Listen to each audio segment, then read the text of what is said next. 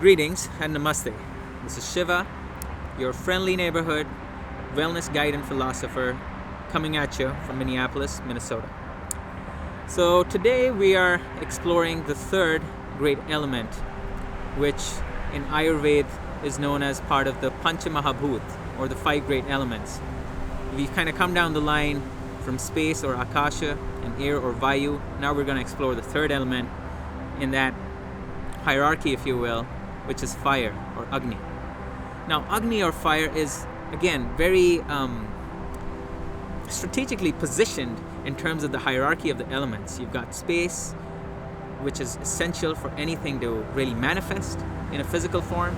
You've got air, which is essential for anything to start taking advantage of space, to start moving, to start expanding. A classic example of the five elements is flower. A flower first needs space where it can start to, blossom, and then it needs air that, allows its petals to open and move in that space.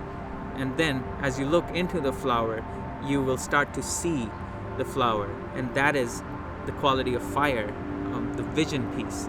And finally, you get into, well, not finally, but penultimately, you get into the latter two qualities. The first of which is water.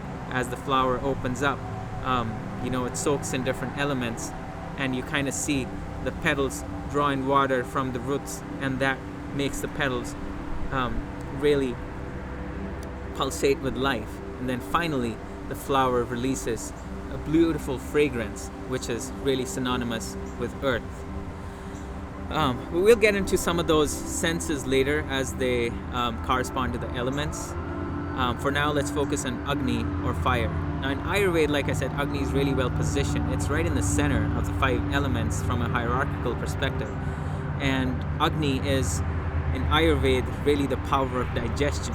Agni is what helps us digest not just our food, but also our thoughts, our emotions.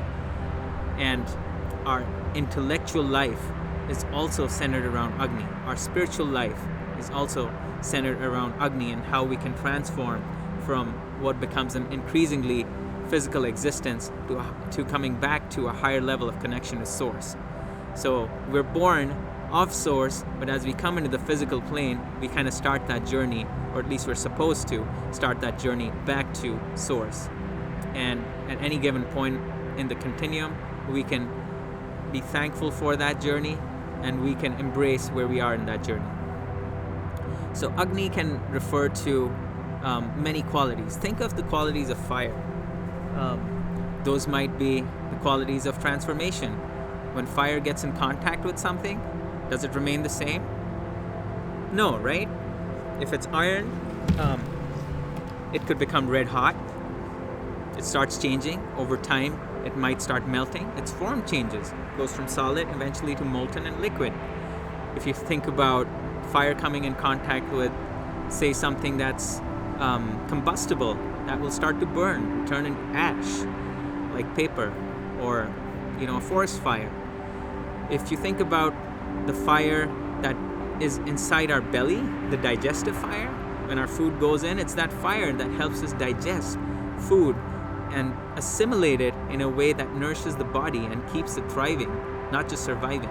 So the role of agni or fire is key in Ayurveda, and Ayurveda basically ties a lot of disease conditions or states of dis-ease to the lack of fire, or maybe the overabundance of fire in some cases, where it's burning more than it should. So for example, the fire of cancerous cells overpowering the fire of healthy cells leads to cancer manifesting.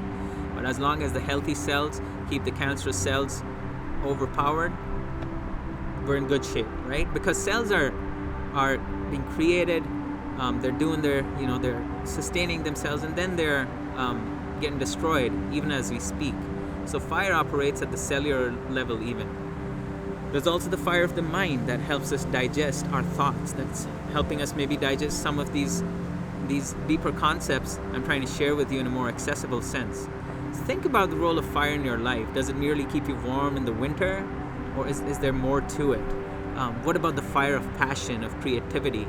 How does that show up in your life? So here's my invitation. Think about fire qualitatively, also quantitatively. Don't limit yourself to one or the other. Again, if you look at a lot of these ancient sciences, they're all about connection. So they don't really, make boxes or separate things. They're all about how do these two things connect, which are seemingly separate because they all came from the same thing. If all of creation is a manifestation of these panchamahabhut or 5 elements, surely we can find a way to connect the dots between them, right? Not just at a structural level, but a deeper level. So think about the role of fire in your life. Maybe take a few moments this week to see how fire shows up for you physically, how it shows up for you mentally. Do you still have, that creative fire, that brainstorm going in your head? And is that sparking some change for you? How is that showing up in your life? If you want to transform from a certain state to a better state, maybe you want to lose weight, maybe you want to master a certain asana, maybe you want a better relationship. How can fire, the elemental quality of fire, help you transform that? How can its brightness, its brilliance, help you see through more clearly? How does it relate to maybe the planets? How does it relate to the sun, like the star that powers so much, which is also, fire at its core? So with that thought, I leave you to some experimentation. Share your thoughts in the comments or, message me directly. I'd be happy to discuss that with you.